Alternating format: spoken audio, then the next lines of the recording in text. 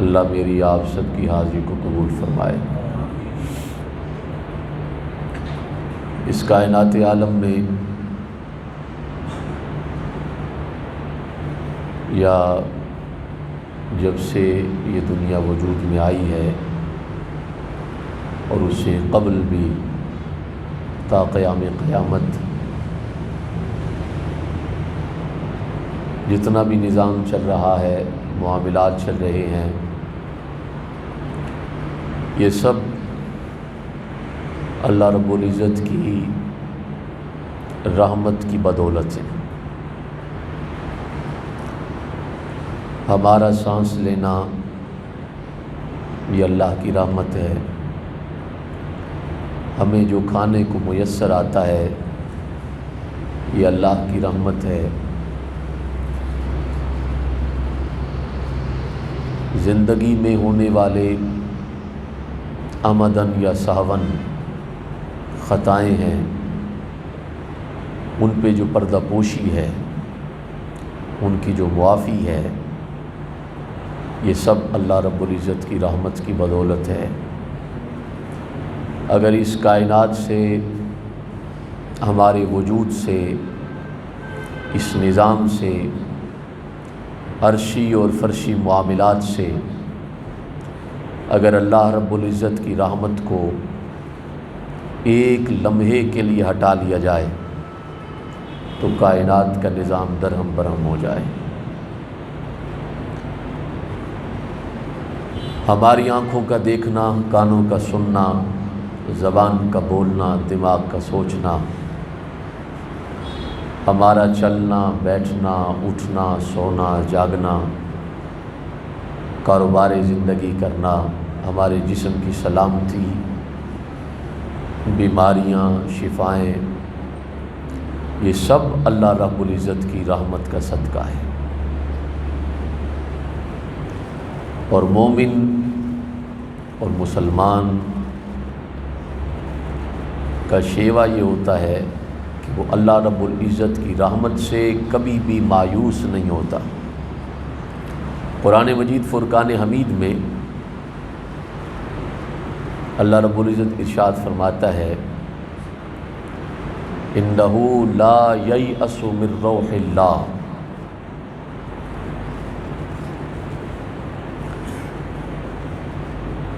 وہ لوگ اللہ کی رحمت سے مایوس نہیں ہوتے، اور جو اللہ کی رحمت سے مایوس ہو جائیں إِلَّا الْقَوْمُ الْكَافِرُونَ، اگر اللہ کی رحمت سے کوئی مایوس ہونے والے لوگ ہیں تو وہ کافر ہوتے ہیں، وہ مایوس ہیں، اور مایوسی انسان کو گمراہی کی طرف لے جاتی ہے۔ اسی جگہ قرآن مجید میں ایک اور مقام پر اللہ فرماتا ہے وَمَن يَقْنُطْ مِن رَحْمَةِ رَبِّهِ إِلَّا الضَّالُّونَ، اللہ کی رحمت سے اور رب ذوالجلال کی رحمت سے اگر کوئی مایوس ہوتا ہے تو وہ گمراہ ہوتا ہے۔ جو مسلمان ہے، جو مومن ہے، جو راہ راست پر ہے، جو صراط مستقیم پر ہے، وہ کبھی بھی اللہ کی رحمت سے مایوس نہیں ہو سکتا، کیونکہ مایوسی کفر ہے اور مایوسی گمراہی ہے۔ ایک اور مقام پر اللہ فرماتا ہے لا تقنطوا من رحمت اللہ،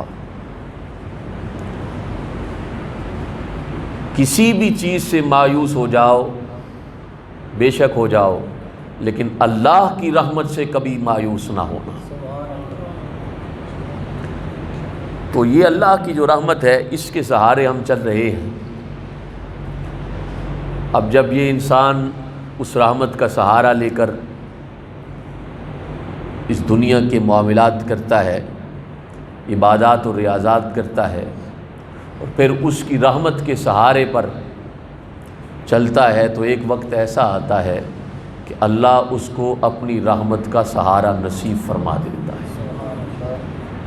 وہ جو برسات اس کی رحمت کی برس رہی ہے،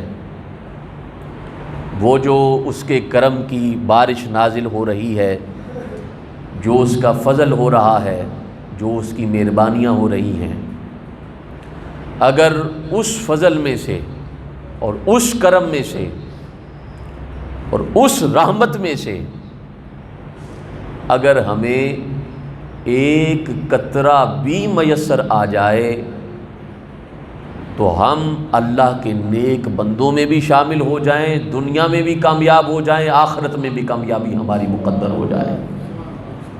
اسی لیے اللہ کے ولی ہیں عارف کھڑی حضرت میاں محمد بخش رحمۃ اللہ علیہ، آپ فرماتے ہیں رحمت دا دریا الہی ہر دم وگدا تیرا، رحمت دا دریا الہی بولیے ہر دم وگدا تیرا، جے ایک قطرہ بخشے مینوں کم بن جاندا میرا۔ وہ اللہ ہے اور اکبر ہے۔ اللہ کیا ہے؟ اکبر ہے، بڑا ہے، اتنا بڑا ہے کہ اس جیسا کوئی بھی بڑا، وہ مالک الملک ہے، وہ بادشاہ ہے، اس کی مرضی کے بغیر پتہ بھی نہیں ہل سکتا، وہ علی کل شیء قدیر ہے۔ جب وہ ذات اتنی بڑی ہو، جب وہ خدا اتنا بڑا ہو، اس کی شان نہ احاطہ تحریر میں ہو نہ احاطہ تقریر میں ہو، تو پھر اس کی رحمت کیسے کوئی بیان کر سکتا ہے؟ اس کی رحمت کا ایک قطرہ بھی تو اس کی شان کے مطابق ہی ہوگا نا۔ اگر وہ اپنی رحمت کا ایک قطرہ سارے کے سارے بڑے بڑے گنہگاروں میں تقسیم کر دے تو اس کی رحمت کی قسم سب کے گناہ بھی معاف ہو جائیں، گناہ نیکیوں میں بھی تبدیل ہو جائیں۔ وہ اتنا کریم ہے، وہ اتنا رحیم ہے، اس کے بندوں کے ساتھ معاملات مختلف ہیں۔ قرآن میں ایک جگہ اللہ فرماتا ہے فَيَغْفِرُ لِمَن يَشَاءُ وَيُعَذِّبُ مَن يَشَاءُ، اللہ جسے چاہے بخش دے اور جسے چاہے عذاب دے دے، اس کی مرضی ہے۔ وَاللَّهُ عَلَىٰ كُلِّ شَيْءٍ قدیر، وہ ذات ہر شے پہ قادر ہے، اللہ ہر شے پہ قادر ہے۔ حدیث پاک میں آتا ہے ایک نیک صالح آدمی، کون؟ نیک صالح آدمی، پرہیزگار، اس نے کیا کیا؟ ایک بلی کو پکڑا اور بلی کو پکڑ کر باندھ دیا۔ اب نیک وہی ہوتا ہے نا جو نماز بھی پڑھتا ہو، گناہوں سے بھی بچتا ہو، روزہ بھی رکھتا ہو، نیک اسے ہی کہتے ہیں نا۔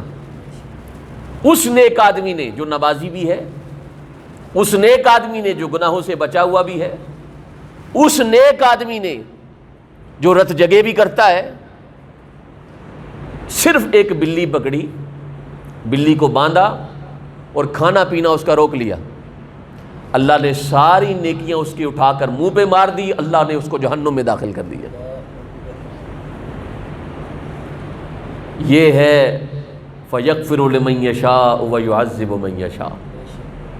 اب اس کی نمازیں اللہ نے بولیے نا نہیں دیکھی، ایک بلی پر ظلم کرنے کی وجہ سے، اس کو باندھنے کی وجہ سے، اس کا کھانا روکنے کی وجہ سے اللہ نے اس کو جہنم میں بھیج دیا۔ اب دیکھیں نا، معاملات جب بندہ دنیا میں کرتا ہے تو اس بلی کی جگہ آپ کسی کو بھی رکھ سکتے ہیں، اپنے نوکر کو رکھ لیں،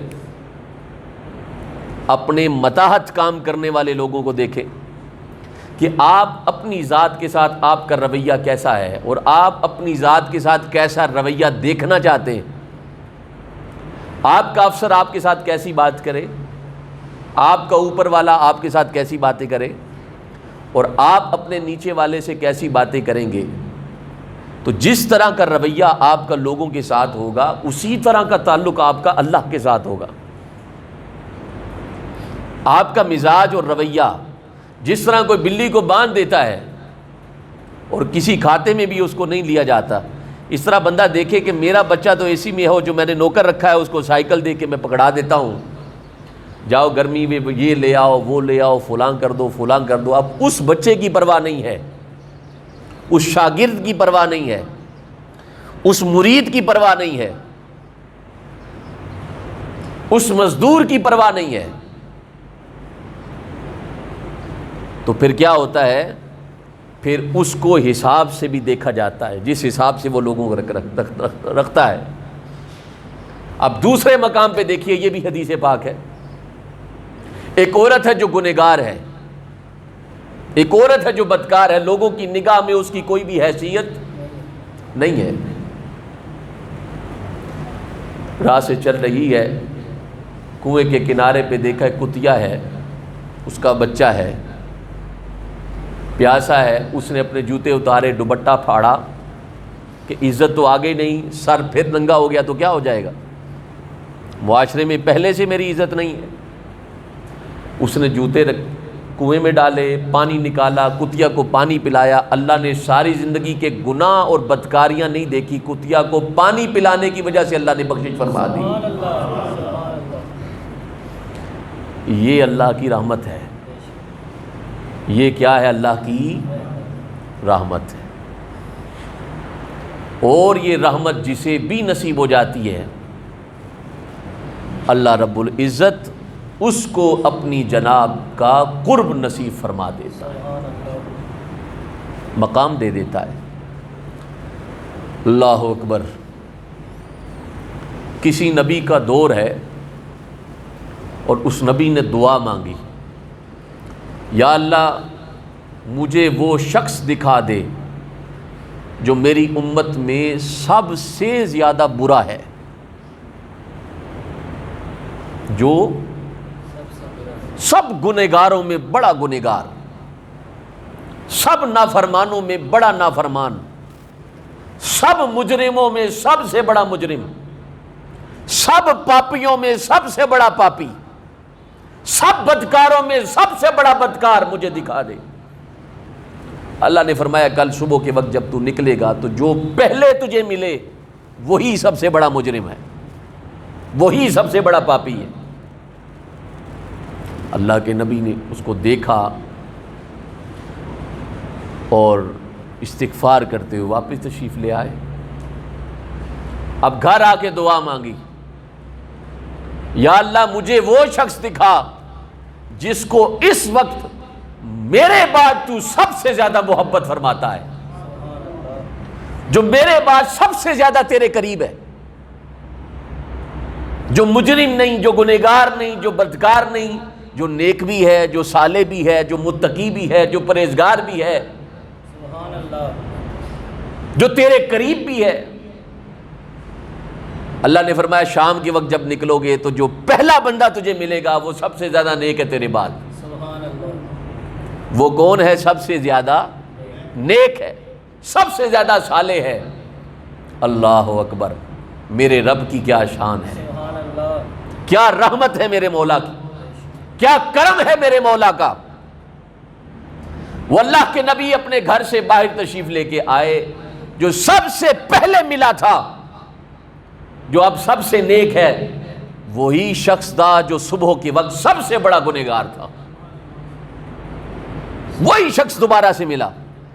اب پلٹ کر واپس آئے اور اللہ کی بارگاہ میں دعا کی، یا اللہ سب سے بڑا مجرم بھی یہی اور میرے بعد سب سے بڑا نیک آدمی بھی یہی، یہ کیا معاملہ ہے؟ فرمایا صبح کے وقت جب تو نے مجھ سے عرض کی، درخواست کی، دعا کی، التجا کی، مجھے سب سے بڑا گنہگار دکھا دے، میں نے تجھے دکھا دیا۔ بس کچھ لمحے گزرے تھے، یہ جوان اپنے بچے کے ساتھ کہیں جا رہا تھا، جنگل میں گزر رہا تھا، تو بچے نے باپ سے پوچھا ابا جی بتائیں اس جنگل سے بڑی بھی کوئی چیز ہے؟ اس جنگل سے بڑی بھی کوئی چیز ہے؟ تو اس جوان نے اپنے بچے کو جواب دیا، ہاں جنگل سے بڑے ہیں پہاڑ۔ کیا ہیں؟ پہاڑ۔ تو بچے نے کہا پہاڑ سے بھی بڑی کوئی چیز ہے؟ اس نے کہا ہاں پہاڑ سے بھی بڑی کوئی چیز ہے، وہ ہے آسمان۔ وہ کیا ہے؟ آسمان ہے، 7 آسمان ہیں اور بڑے بڑے آسمان ہیں۔ اس نے کہا جنگل سے بڑے پہاڑ ہو گئے، پہاڑ سے بڑے کیا ہو گئے؟ آسمان۔ تو آسمان سے بڑا بھی کچھ ہے؟ آسمان چھوٹا پڑ جائے، پہلے سے لے کر 7واں آسمان سب کو احاطہ کیا جائے، سب کو اکٹھا کیا جائے، اس سے بڑا بھی کچھ ہے؟ کہا تیرے باپ کے گناہ ہیں۔ کیا کہا؟ تیرے باپ کے گناہ ہیں۔ اعتراف جرم اللہ کو بڑا پسند ہے۔ ڈھیٹ جو بن جائے نا، جو قبول ہی نہ کرے کہ میں تو نیک ہی ہوتا ہوں، میں تو نمازی ہی ہوتا ہوں، میں تو پرہیزگار ہی ہوتا ہوں، اس کی خیر نہیں ہوتی۔ جو ہمیشہ مجرم بن کر رب کی بارگاہ میں حاضر ہوتا ہے نا، رب اس پر اپنی رحمت کی برسات فرما دیتا ہے۔ کہا آسمانوں سے بڑے میرے گناہ ہیں۔ اس نے کہا جنگل سے بڑے پہاڑ ہو گئے، پہاڑ سے بڑے آسمان ہو گئے، آسمان سے بڑے آپ کے گناہ ہو گئے۔ آپ کے گناہوں سے بڑی بھی کوئی چیز ہے؟ اس کے لبوں پہ مسکراہٹ آئی اور آنکھیں چمکنے لگی آنسوؤں سے، اور آسمان کی طرف نگاہ کر کے اس نے کہا میرے گناہوں سے بڑھ کر میرے رب ذوالجلال کی رحمت ہے، میرے مولا کی رحمت۔ کہا اے میرے نبی، مجھے میرے بندے کا اعتراف جرم بڑا پسند آیا، اس کی گفتگو کا انداز مجھے بڑا پسند آیا، اس کا اعتراف مجھے بڑا پسند آیا۔ اس نے کائنات میں سب سے زیادہ ذلیل خود کو سمجھا، کائنات کا سب سے بڑا مجرم خود کو سمجھا، کائنات کا سب سے گنہگار خود مجھے اپنے آپ کو سمجھا۔ جب اس نے اعتراف کر لیا اور اس اعتراف کے بعد اس نے میری رحمت کو اپنے گناہوں سے بھی بڑا جانا، مجھے غیرت آ گئی کہ اس کے گناہ تو واقعی میری رحمت سے کم ہیں، تو میری رحمت کیا کم بڑھ جائے گی کہ اگر میں اس کے گناہوں کو معاف فرما دوں؟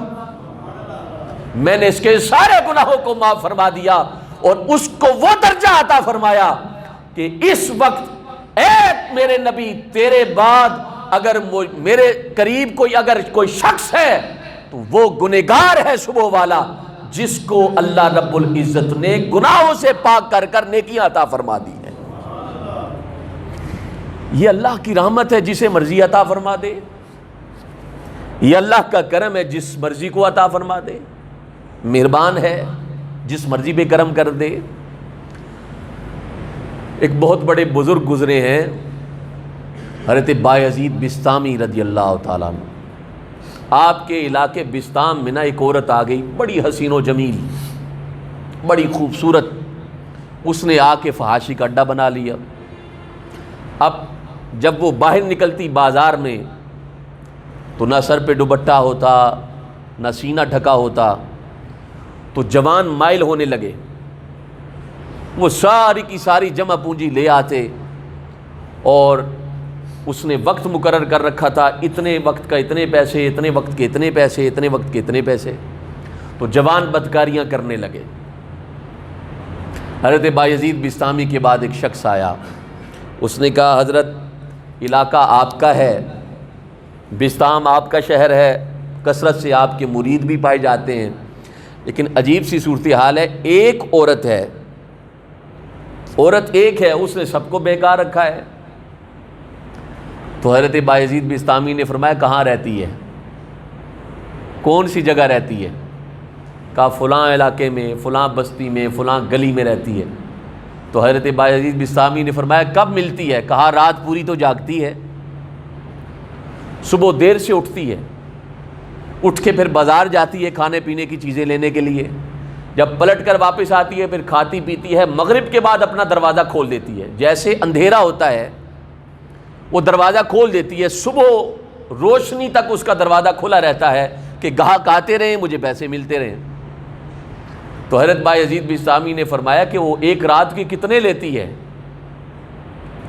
کہا حضرت وہ تو بڑی کثرت سے مال لیتی ہے، آپ کیوں پوچھ رہے ہیں؟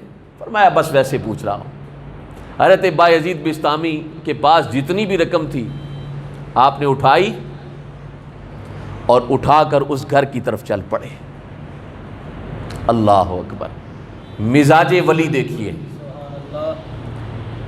آپ چل پڑے، آپ جب سیڑھیاں چڑھ رہے تھے نیچے مریدوں کی چیخیں نکل رہی تھی کہ ہم تو بہک جائیں گے، ہم تو جوان ٹھہرے، اللہ کا ولی ہو کر، بزرگ ہو کر، اس وقت عمر ہی نہیں ہے گناہ کرنے کی، طاقت ہی نہیں گناہ کرنے کی۔ جیسے جیسے بایزید سیڑھیاں چڑھ رہے تھے بسطام والوں کی چیخیں نکل رہی تھی، اگر بایزید بہک گیا ہے پیچھے ہماری کیا کسر بچنی، ہم نے کیا بچنا ہے۔ حضرت بایزید بسطامی اوپر پہنچے، دروازہ کھلا تھا، حضرت بایزید بسطامی نے دستک دی۔ اس عورت نے آگے سے کہا یہ کون سا تہذیب والا بندہ آ گیا جو دستک دے کے آ رہا ہے، یہاں تو دستک کا تصور ہی نہیں، سیدھے آؤ اندر۔ حضرت بایزید بسطامی نے فرمایا مجھے میرے محبوب نے یہ سکھایا ہے جب کسی کے گھر جاؤ تو دستک دے کر جایا کرو۔ آپ اندر داخل ہوئے، کہا کتنا لیتی ہو ایک رات کا؟ کہا میں اتنا لیتی ہوں۔ پھر کیا کرتی ہو؟ کہا اس نے قیمت مجھے دے دی، اتنے وقت کی اتنی قیمت دے دی، اب وہ جو چاہے کرے، میں اس کی ملکیت میں ہوں، جو چاہے کرنا چاہے میں اس کی ملکیت میں ہوں۔ حضرت بایزید بسطامی نے رقم دی، کہا یہ کتنی رقم ہے؟ کہا یہ تو پوری رات کی رقم ہے۔ کہا پھر آج کی رات اس بوڑھے کے نام کر دے، جو بوڑھا تجھے کہتا ہے وہ تجھے کرنا پڑے گا۔ اس نے کہا بالکل ٹھیک ہے۔ اب سب کی آنکھیں نیچے لگی پڑی ہیں کہ حضرت بایزید بسطامی ایک کوٹھے پر ہیں، ایک فحاشہ کے گھر پہ ہیں۔ اللہ اکبر۔ حضرت بایزید بسطامی نے فرمایا کڑیے چھیتی جا غسل کر کے آ۔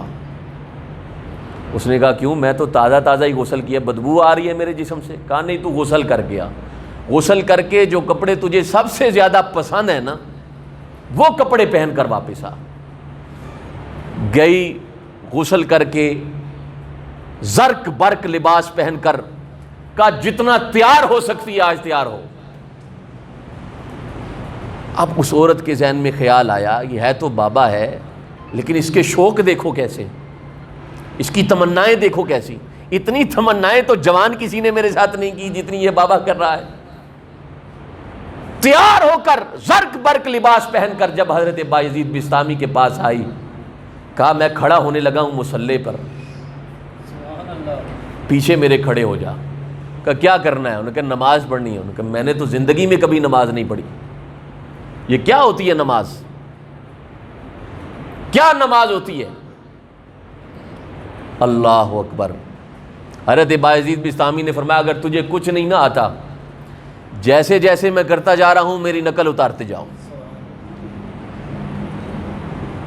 جیسے جیسے میں کرتا جاؤں نقل اتارتے جاؤ۔ ٹھیک ہے، اللہ اکبر۔ حضرت بایزید بسطامی نے اللہ اکبر کہا، دل میں خیال آیا مولا تو اکبر ہے یا اس کے گناہ اکبر ہیں؟ بول دیجیے آپ، تو اکبر ہے یا اس کے گناہ اکبر ہیں؟ اللہ اکبر کہا، پھر تعریف کی مولا کی، اور جب الرحمن الرحیم پہ پہنچے نا تو بایزید نے بار بار کہا الرحمن الرحیم۔ کیا کہا؟ لیجئے میرے مولا کی صفات کا نام، کیا کہا؟ الرحمن الرحیم۔ ساری تعریفیں اس رب ذوالجلال کے لیے جس جیسا کوئی مہربان کوئی نہیں، جس جیسا کوئی رحم کرنے والا کوئی نہیں۔ اور پھر پوری سورہ فاتحہ پڑھنے کے بعد سورت پڑھی، رکوع میں گئے، عورت بھی رکوع میں چلی گئی، سجدے میں گئے۔ حضرت بایزید بسطامی فرماتے ہیں مولا یہاں تک لانا بایزید کا کام تھا، یہاں سے سیدھا کر کے اٹھانا تیرا کام ہے، یہاں سے سیدھا کر کے اٹھانا تیرا کام ہے۔ خدا کی عزت اور اس کی تعظیم کی قسم ہے، وہ عورت غسل کرنے تک ناپاک تھی، کپڑے پہننے تک زانیہ تھی، تیار ہونے تک زانیہ تھی، رکوع تک زانیہ تھی، لیکن جب سجدے سے اٹھی چھم چھم آنکھیں برس رہی ہیں، دوسری رکعت میں ہچکیاں بندھی پڑی ہیں، سلام پھیرا اور سلام پھیر کر قدموں میں سر رکھ کر کہا مجھے آپ کچھ اور طبق کے آدمی لگتے ہیں، آپ اس دنیا کے بندے نہیں ہیں۔ کہا تجھے سجدے میں کیا لگا؟ کہا مجھے ایسے لگا جس نے بنایا ہے اس کے قرب میں آ گئی ہوں۔ سجدے میں گئی تو زانیہ تھی، اٹھی تو حضرت بایزید بسطامی کی نگاہ کی وجہ سے اللہ نے اپنی خاص بندیوں میں شامل فرما دیا۔ یہ نگاہ کا اثر ہے۔ یہ کس کا اثر ہے؟ نگاہ کا اثر ہے۔ کوئی ایسا تلاش کرنا چاہیے، کوئی ایسا فقیر تلاش کرنا چاہیے، کوئی ایسے درویش سے صحبت حاصل کرنی چاہیے، کسی کی ایسی سنگت نصیب ہو جائے جو لمحوں میں تقدیر کو بدل لے۔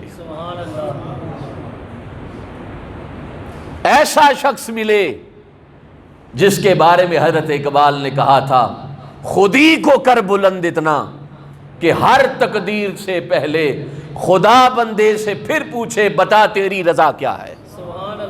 ایسے کو تلاش کرو جو آپ کو بدل کر رکھ دے جب وہ موج میں آئے، جب وہ موج میں آئے۔ اولیاء کے قریب رہا کریں، ان کی سنگت میں رہا کریں، ان کے قرب میں رہا کریں۔ اللہ کی رحمت کا یہ مظہر ہوتے ہیں۔ ساری کی ساری رحمتیں اللہ کی اس کے محبوب کریم پر نازل ہوتی ہیں، اور وہ رحمت للعالمین ہے۔ پھر میرے آقا میرے مولا اللہ کی رحمت کو تقسیم فرماتے ہیں۔ یہ علی حجویری تو لے جا، یہ عبد القادر جیلانی تو لے جا، یہ فضل شاہ کلیامی تو لے جا، یہ بری امام تو لے جا، یہ شہباز قلندر تو لے جا۔ پھر وہ تقسیم کرتے ہیں، جہاں جہاں رحمتیں تقسیم ہوتی ہیں، پھر اگر بندہ ان رحمت والوں کے قریب بھی بیٹھ جائے اللہ رحمت فرما دیتا ہے۔ تو ان کے پاس بیٹھنے سے، ان کی صحبت میں آنے سے اللہ کی رحمتیں نصیب ہو جاتی ہیں، اللہ کا قرب نصیب ہو جاتا ہے۔ اور جسے اللہ کی رحمت نصیب ہو جائے، ہمیشہ بات دھیان میں رکھیں، ہمیشہ اللہ سے کبھی بھی مایوس بولیے سارے کسی بھی معاملے میں۔ میرے جتنے گناہ ہیں شاید ہی کسی کے اتنے گناہ ہوں، نہ مجھ جیسا گنہگار کبھی آیا ہے، نہ کبھی آئے گا، نہ کبھی پیدا ہوا ہے، نہ کبھی پیدا ہوگا، لیکن خدا کی عزت کی قسم مسجد میں بیٹھ کر ممبر رسول پہ بیٹھ کے کہہ رہا ہوں میں اس کی رحمت سے مایوس نہیں ہوں۔ جب اس کی رحمت کا خیال آتا ہے، دھیان آتا ہے، تو سینہ ٹھنڈا ہو جاتا ہے۔ سینہ کیا ہو جاتا ہے؟ ٹھنڈا ہو جاتا ہے۔ یہ بھی نہیں کہ اس کی رحمت کے سہارے آپ گناہ کرتے رہیں اور بعد میں کہ اللہ بڑا غفور الرحیم ہے۔ کوئی شک نہیں اللہ غفور الرحیم ہے، لیکن اللہ نے کوئی قانون بھی بنائے ہیں۔ اللہ کو وہ بندہ بڑا پسند ہے جو اس کی محبوب کی سنتوں میں عمل کرتا رہے۔ بس وہ دیکھتا ہے میرا بندہ وہ کچھ کر رہا ہے جو میرا محبوب کرتا ہے، بس وہ کچھ کرتے جاؤ جو اس کا محبوب کرتا ہے، تو خدا کی عزت کی قسم کسر کوئی نہیں رہتی، محتاجیاں کوئی نہیں رہتی۔ مشکلات آتی ہیں پھر مشکل ہی نہیں لگتی، پریشانی ہی نہیں لگتی۔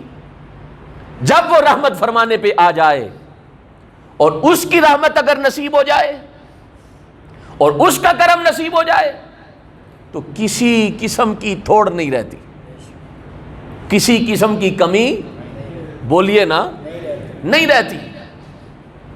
اور اس کی رحمت کو حاصل کرنے کے لیے رب کیا کہتا ہے؟ وَلَوْ أَنَّهُمْ إِذْ ظَلَمُوا أَنفُسَهُمْ جَاءُوكَ، اپنی جان پہ ظلم کر بیٹھا ہے، گناہ کر بیٹھا ہے، بدکاریاں کر بیٹھا ہے، نمازیں چھوڑ بیٹھا ہے، کتنے بڑے بڑے گناہ کر دیے ہیں، یا اللہ بہت بڑے بڑے گناہ کر دیے، اب تو نے کیا کرنا ہے؟ جاؤک، میرے محبوب کی بارگاہ میں آ جا، میرے محبوب کی بارگاہ میں آ جا۔ کیا ہوگا؟ فاستغفر اللہ، میرے محبوب کی بارگاہ میں آ کر کہے یا اللہ مینوں معاف کر دے، یا اللہ مینوں معاف کر دے، یا اللہ مینوں معاف کر دے۔ اب کیا ہوگا جب تو صدق کے دل سے معافی مانگے گا؟ وَاسْتَغْفَرَ لَهُمُ الرَّسُولُ، میرا محبوب اپنے گورے گورے ہاتھ تیرے لیے اٹھا لے گا، وہ تیری بخشش کے لیے دعا کرے گا۔ پھر کیا ہوگا؟ لَوَجَدُ اللَّهَ تَوَّابًا رَحِيمًا، اس رب کو تو بہت زیادہ توبہ قبول کرنے والا اور بہت زیادہ رحم کرنے والا پائے گا۔ اب ہر کوئی مدینے تو نہیں نہ جا سکتا، بولیے، اب تو جانا بھی مشکل ہو گیا ہے، مہنگائی ہو گئی ہے، لیکن اللہ اسباب بنانے پہ آئے تو مہنگائی میں بھی اسباب پیدا فرما دیتا ہے۔ تو اللہ ہم سب کے نیک اسباب فرمائے، مدینہ شریف کی حاضری بادب حاضری نصیب فرمائے۔ لیکن اگر کوئی نہیں جا سکتا تو وہ کیا کرے؟ بتاؤں آپ کو، ہے توجہ آپ سب کی؟ دو کام کرے، دونوں میں سے ایک ضرور کرے۔ بیٹھ جائے وضو کر کر نہایت محبت کے ساتھ، سر جھکا کر سارے کے سارے گناہوں کا اعتراف کر کر پیارے آقا پر درود و سلام پڑھنا شروع کر دے۔ کیا کرے؟ اور بول دیو یار، حضور پر درود پڑھے۔ اور درود پڑھنا پتہ کیا ہے؟ جو شخص حدیث پاک کے اندر آتا ہے، جو شخص درود پڑھتا ہے کیا کرتا ہے؟ ایک بار پڑھیے درود شریف، اللہم صلی وسلم علی سیدنا محمد وآلہ وعطرتی بعدد کل معلوم لک۔ جب کوئی درود پڑھتا ہے ایک بار، حضور علیہ الصلوۃ والسلام کی بارگاہ میں ایک فرشتہ کھڑا ہے۔ کون ہے؟ فرشتہ کھڑا ہے۔ وہ فرشتہ فٹ نس کے جانا ہے حضور نی بارگاہ، یا رسول اللہ پڑھیے صلی اللہ علیہ وآلہ وسلم، حضور فلاں نہ بندہ فلاں جگہ بہ کے اس نے ابے نہ نانے، اس نے ماں نہ نانے، وہ تواڈے تے درود و سلام پڑھے۔ حاضری یہاں بیٹھے بیٹھے لگی کہ نہیں؟ آپ مدینے پہنچے کہ نہیں؟ آپ کا نام پہنچا کہ نہیں؟ آپ کے والد کا نام پہنچا کہ نہیں؟ آپ درود و سلام پڑھنا شروع کرتے ہیں، پڑھتے رہیں پڑھتے رہیں پڑھتے رہیں پڑھتے رہیں، اور محبت اور عقیدت سے پڑھیں۔ ایک وقت ایسا آئے گا کہ آپ کی آنکھیں چھم چھم برسنا شروع ہو جائیں گی۔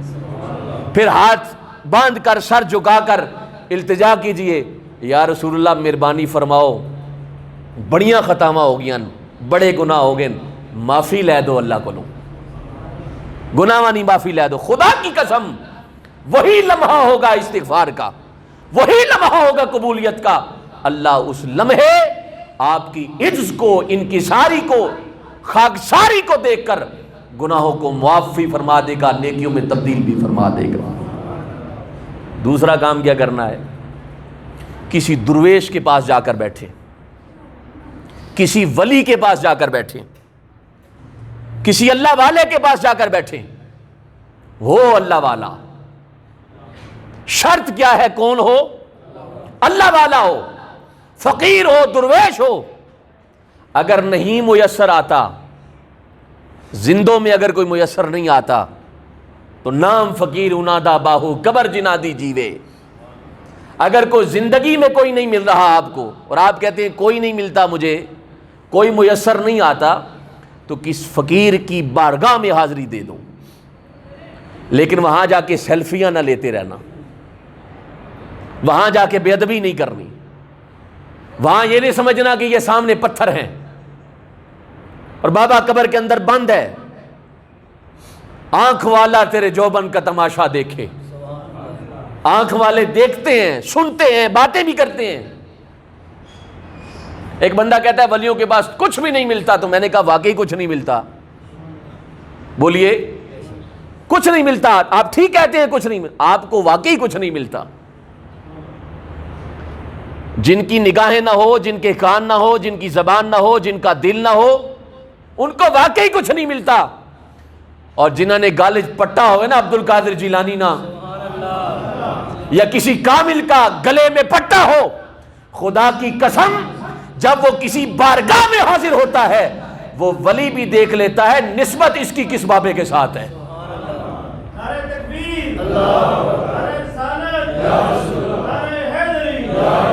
آپ فقیر کی بارگاہ میں بیٹھے، درویش کی بارگاہ میں بیٹھے، اور وہاں بیٹھ کر کہیں میں تو نہیں پہنچ سکتا حضور کی بارگاہ میں، میں تو حاضر نہیں ہو سکتا حضور کی بارگاہ میں، آپ تو کچہری میں بیٹھتے رہتے ہیں نا، آپ تو مجلس میں حاضر ہوتے رہتے ہیں نا، آپ تو حضور کی زیارت کرتے رہتے ہیں نا، یہ تو ہم ہیں زندہ ہو کر بھی مردہ ہیں، اور یہ آپ ہیں کہ مر بھی گئے ہیں لیکن اللہ کی بارگاہ میں، محبوب کی بارگاہ میں حاضر ہیں۔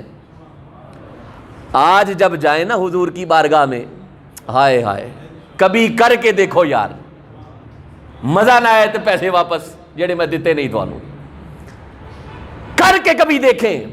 یہ وہ چیزیں ہیں جو چکھنے والی ہیں، بتانے والی نہیں ہیں، یہ چکھنے والی چیز۔ آپ اس کو بالکل زندہ سلامت سمجھ کر، پتھر نہ سمجھ کر اس کو کہیں۔ آپ جائیں جب بھی میرے محبوب کی بارگاہ میں، حضور کی کچہری میں جائیں، حضور کو سب سے پہلے میرا سلام دینا، اور سلام دے کر اس کے بعد کہنا آقا آپ کی تو ایک نظر میری تقدیر بدل سکتی ہے، آپ کی تو ایک نگاہ مجھے گناہگار سے نیک کر سکتی ہے، آپ نگاہ فرما دیں، اللہ میرے گناہ معاف فرما دے، میری جانب توجہ کر دے۔ یہ دو طریقے ہیں اللہ کا قرب حاصل کرنے کے لیے اور آپ گناہوں سے معافی حاصل کرنے کے لیے۔ اللہ رب العزت مجھے آپ سب کو اپنی رحمت کا سہارا نصیب فرمائے، اپنی رحمت کے سمندر میں سے ایک قطرہ ہمارے دلوں کو، ہماری روحوں کو نصیب فرمائے۔ وما علیہ الا البلاغ المبین۔